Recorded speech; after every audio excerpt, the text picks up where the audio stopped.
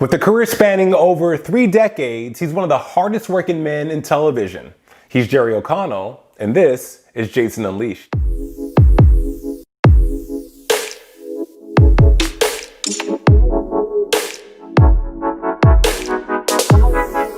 Jerry O'Connell, welcome to Jason Unleashed. Happy New Year, man. Happy New Year to you. I do want to say, full disclosure, everyone, I know Jason from the gym. We train each other hard. But our gym has reopened, Jason, and it is outside in a parking garage. Really? I have yet to see you in that gym. Well, Jerry, you haven't seen me in that gym because I don't live in LA anymore. What? Your face. Yeah, man. I jumped ship for sunnier shores of Miami. Jason, I've been going to this gym every day waiting to run into you there. What is it like? How is Florida? Is it a different world?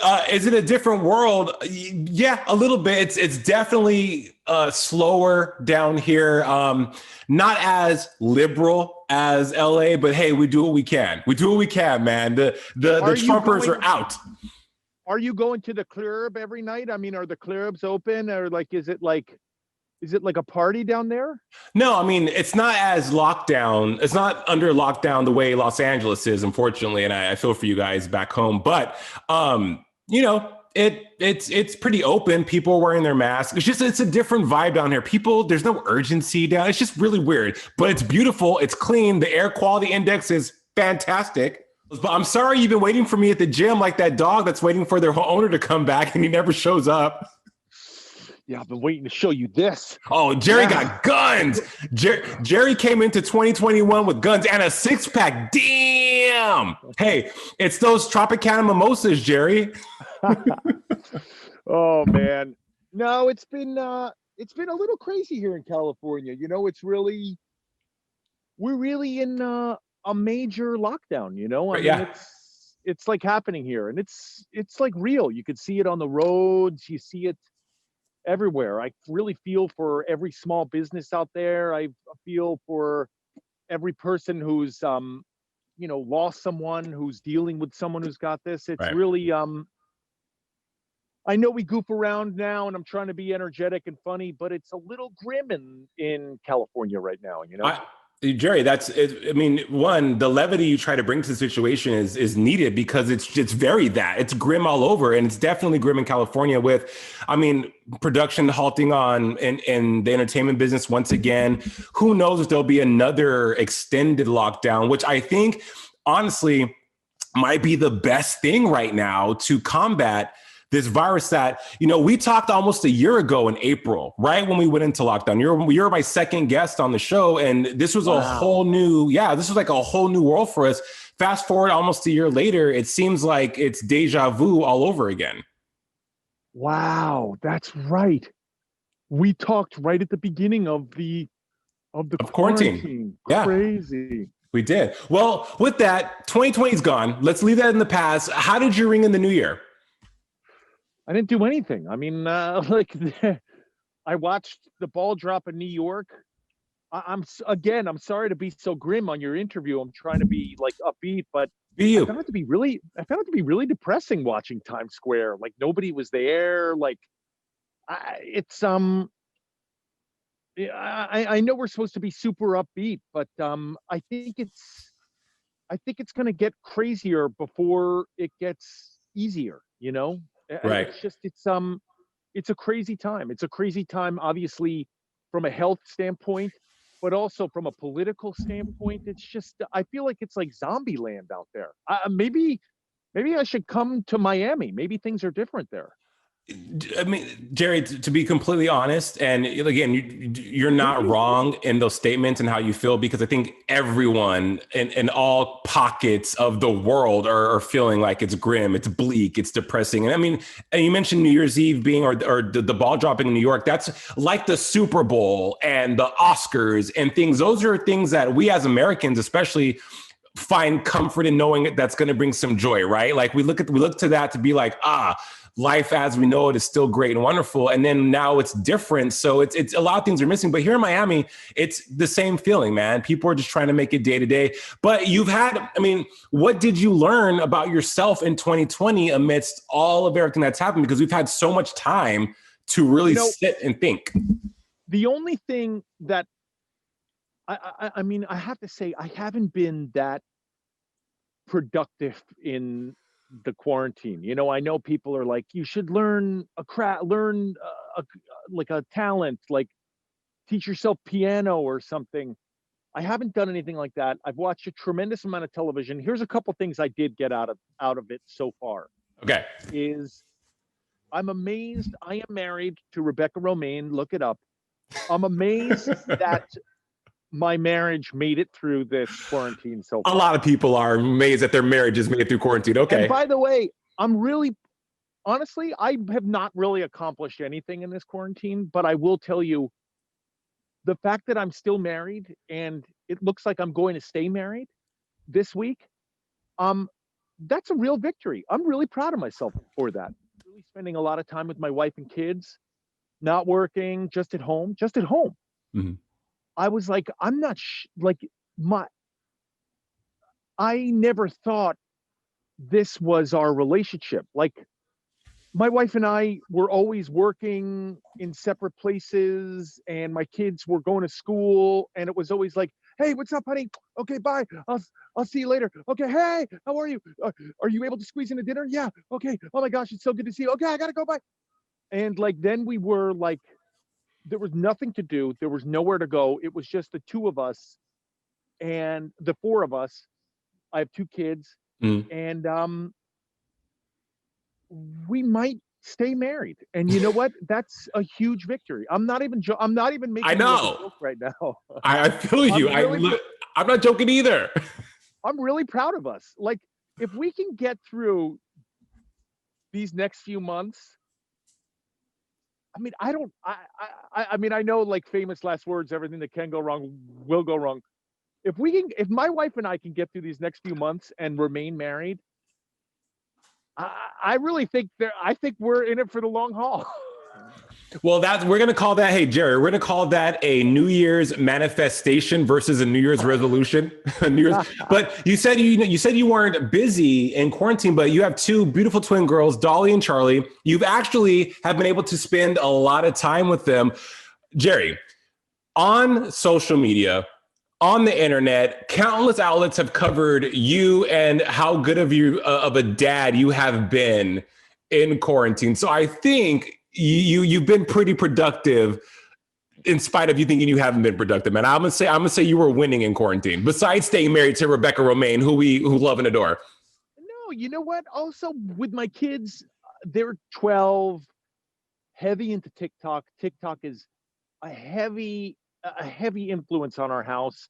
I have one daughter who's always like breaking it down, practicing her moves. And if like a song comes on the radio, I don't even know, like, I know Dixie D'Amelio has a song now, but if my daughter hears it, she just starts like doing like, sometimes I wonder if she's okay physically out of the corner of my eye. I think something is wrong with her, but she's just practicing her moves. But we've been doing it. I mean, and I gotta just say, like, it hasn't been easy, but just the mere fact that we've been doing it, I think that's a victory. It's crazy, man. These kids go to school all day. They're on that online stuff. They have to act like they're paying attention. It's not like when we went to school where you were like forced to sit in a classroom. Right. These kids are on Zoom, and like, I mean, I'm engaged with you, but if I have a work Zoom, I'm not even like, I'm like watching like Mad Men off to the side as like the meeting is going on. I'm really proud of my kids in this quarantine.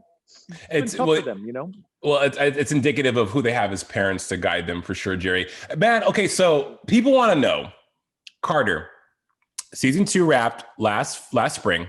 Right. We want to know, When are we getting we understand that there's things happening, but are we manifesting a New Year's manifestation for a season 3 of Carter? I am trying to manifest a season 3 for Carter. I'm manifesting that. I'm trying to make that happen. It hasn't happened yet. Obviously I don't make those money decisions, but yes, you are correct. That is something I'm going to manifest for 2021. I'm trying to get a little more as I age rapidly, as my body deteriorates rapidly. I'm really trying to get into directing a little bit. I love that. But you know what? I got to tell you, and you're someone who's had a couple of careers. It's very difficult to convince, like I'm ready to do it, but it's near impossible to convince other people that I should be doing it. And it's funny, at times you just want to be like, fuck it, I'll give up. But sorry, I cursed. You can. I'll give up. But even yesterday, I sent out an email to my representation and said, hey, Happy New Year, everybody. Again, I'd really love to get into directing. Maybe if we went this route, maybe something could happen. And I just I refuse to really give up on that, but it's definitely, but by the way, still, I love my representation. They're great. I love everybody. But no answer from anybody. It's so funny. Nothing. And by the way, I haven't even achieved it. I can't sit here and say I've achieved. I'm now a successful director. I've gotten a couple of shots, but it's just amazing how nothing is easy. Nothing is given to anybody.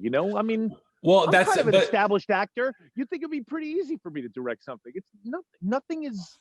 Everything is earned. It's just earned. I don't know what Jerry, to say. You have over 30 years in the business, right? And that's one of the things that I find truly cool about you. Truly cool. I spent truly cool. Is that even a phrase? Oh yeah. I find really cool, Jerry, is that you people from all demographics, all communities love you. You were just on Hollywood Unlocked with Jason Lee, which by the way, your representation needs to kiss my ass when they say you should not be hosting, because you absolutely need to be back on TV.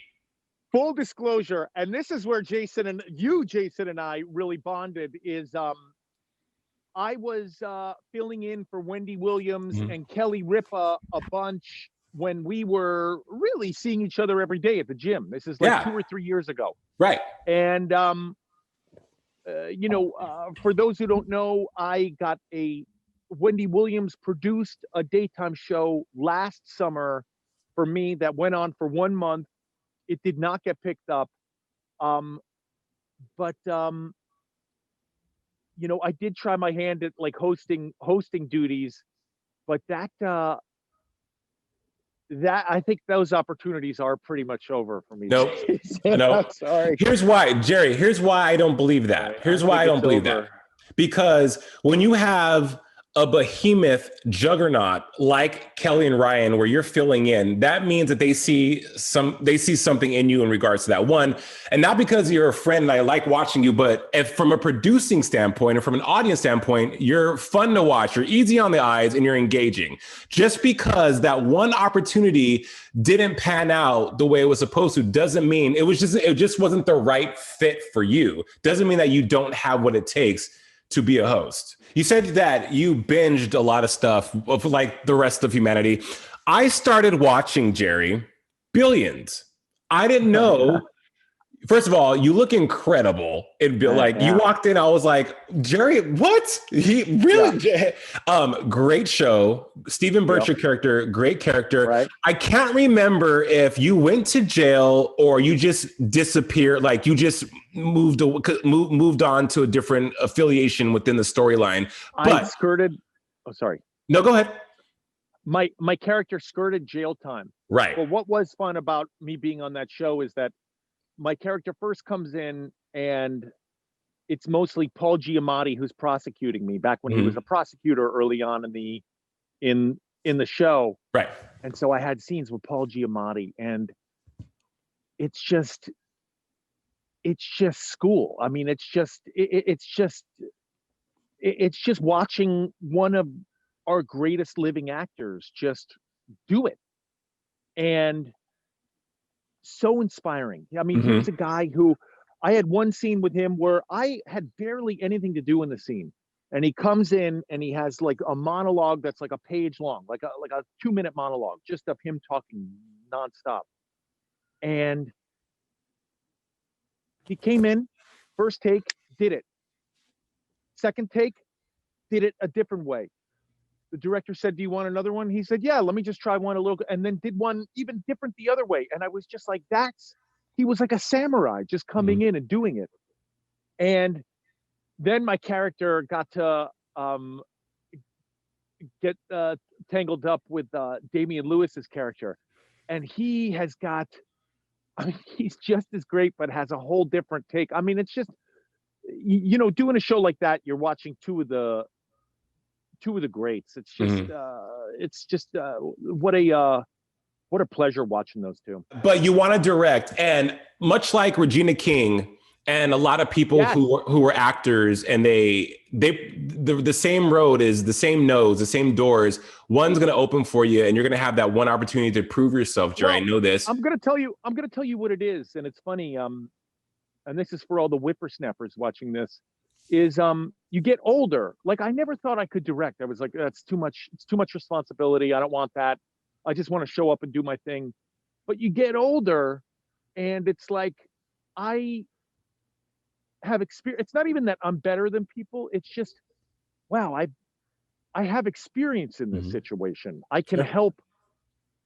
And it also becomes, I can help someone who's younger, who doesn't have the experience that I have. It's a crazy thing. I did direct a couple of Disney Channel shows, and you work with kids, and I was a kid actor. I was in Stand By Me. You can look it up. And I mean, I'll try and tell this story quickly because it might be boring, but I remember my first day on Stand By Me in that movie. They shot what's called a master, which is a big wide shot of a scene, and then they go in for closer coverage, right? But they get the big wide shot done. And in the big wide shot, it was the first thing I'd ever worked on. First time I was on a set. There's an argument going on, and I was just standing there, and the director said cut and came up to me, and I was 11. And he was like, "What are you doing?" And I was like, "Nothing." And he was like, "You're not seeing what's happening? There's a fight going on here. Like, why aren't you reacting to it?" And I said, "Well, I don't have any lines, so I'm not doing anything." And I mean, this is going to make me sound like I was a slow kid, but I didn't get it. Like, he said, "No, even if you don't have lines, you're in the scene. Like, you're as important as the person who has all the lines. Like, I need you reacting to it. If a fight was going on, you'd be reacting to it." And it went on. There was like a light bulb. I was like, "Oh my gosh, I'm like in this scene." And then I like found bits, and like I was involved in scenes. And it was literally like a light bulb. And now, anytime I act or anything, I always think like, oh, even if I don't have lines, like I'm in this, like listen to every word in the scene. I'm just as much of a part of the scene as the people saying the lines. That's because when I did this, and when I did this Disney Channel show, I was directing it, and something was happening in the foreground, and there was another character in the background. And we did the first take, and the person in the background wasn't reacting to the people in the foreground. And I went up to them and I said, "Hey, I need you to react off of what they're saying up here, because you're in the shot as well." And they said, "What do you mean?" And I went, "You're in the scene as well." And they said, "I don't have any lines." And I swear to God, Jason, I was like, it gave me like chills. And I was full like, circle moment though. I was like, I was like, oh my God, I'm getting chills just telling the story. They were like, are you okay? And I was like, listen, even if you don't have any lines, you're as much a part of the scene as they are. And Jason, it shook me, man. It really shook me. That's cool though. That's it really shook me. Jerry. That's one of those full circle moments though in your career. Like that it shook you because of how it resonated with you, and two, it's just that it's like when I don't know, like I don't say it's self-fulfilling prophecy, but it's just that's how people say if you want to get like all like ethereal with it. you're on the right path when things like that happen in your life, right? So, but you lend your talents to so much stuff though, like Star Trek Lower Decks, your voice, you do voiceover, you're a host, you're a producer, Broadway. I mean, Jerry, what don't you do? Like, are you a crappy cook? Like, what don't you do? I cannot cook at all. I can't cook. I mean, eggs. I can't cook eggs. Same. There's no cooking happening. There is no cooking at all. I I get in a lot of trouble with my wife because I know you live in Miami now, but in your neighborhood, a very popular donut chain has opened up on the corner of Topanga and Ventura. Wait, Dunkin' or Crispy? Dunkin'. And it's right there next to our gym. And I do go there often after I work out, and it's a terrible habit. Listen, we do what we can to survive. Drastic times call for a type of self-care that cannot be judged nor denied. Packed, by the way, packed. Dunkin' is packed. Yeah. Every day, all the time, packed. And I'm not even a fan of the donuts. Like, they're okay. I've had a better donut at 7-Eleven. I think people go for the drinks. Yeah. And, they have like a full bar with like taps. It's a whole thing. It's a whole thing, man. Okay, well, Jared, look, I know I have you out in the wilderness right now. I'm gonna let you go. But for 2021, we know that we don't know what the future holds, and we don't know what this year is going to turn out to be. But what were one of the takeaways for yourself, just as a person, that you learned about yourself, that you some kind of growth that you had that you're now bringing with you from 2020 into 2021? I think every morning I wake up. Oh man, this is going to be the cheesy part of the interview. I got through the morbid part of the interview, and here we go. We're getting with real the cheese here now, Jason. I was a little frustrated in this quarantine. There's been no work, for me personally. I've just been frustrated, Mm-hmm.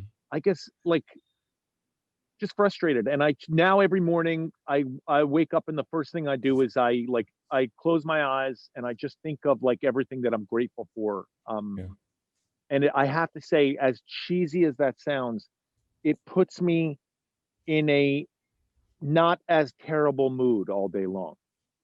It really, and actually, even occasionally it puts me in a good mood. So I try to do like a gratitude list every morning the second I wake up, because everyone who's alive has something to be grateful for.